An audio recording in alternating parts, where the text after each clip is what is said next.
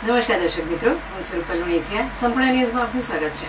અષાઢી બીજના પાવન અવસરે ડીસામાં શ્રી સુભાષચંદ્ર શ્રી જગન્નાથજી સેવા ટ્રસ્ટ દ્વારા ભગવાન જગન્નાથજીની 28મી ભવ્ય રથયાત્રા શ્રદ્ધા, ભક્તિ અને ઉત્સાહ સાથે યોજાઈ હતી. રાજ્યના વન અને પર્યાવરણ, વાહન વ્યવહાર તથા ક્લાઇમેટ ચેન્જ રાજ્યમંત્રી પ્રવીણભાઈ માળીએ રામજી મંદિરથી ડીસાલા ચોક સુધી નીકળેલી રથયાત્રાને પૂજા આરતી બાદ પ્રસ્થાન કરાવ્યું હતું.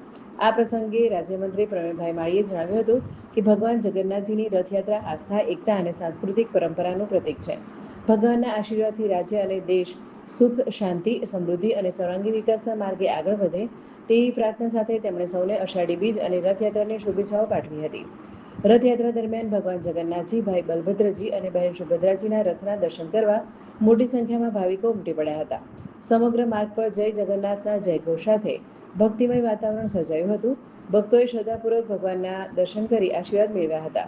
શ્રી જગન્નાથજી સેવા ટ્રસ્ટ દ્વારા રથયાત્રા સફળ આયોજન માટે સુરક્ષા, ટ્રાફિક અને ભક્તોની સુવિધાને ધ્યાનમાં રાખી વિશેષ વ્યવસ્થાઓ કરવામાં આવી હતી. ટ્રસ્ટના સંચાલક મંડળ અને સેવાભાવી કાર્યકરોએ સમગ્ર આયોજનને સફળ બનાવવા મહત્વની ભૂમિકા ભજવી હતી.